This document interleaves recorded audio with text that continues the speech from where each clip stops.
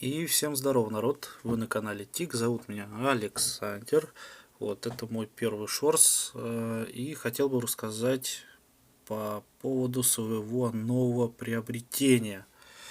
Вот, приобрел я сегодня новую клавиатуру, называется она Keychron K3. Это оптика механика, версия K3E1.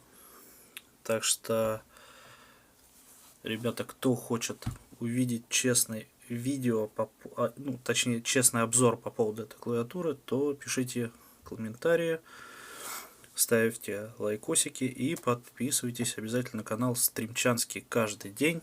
Так что всем пока-пока.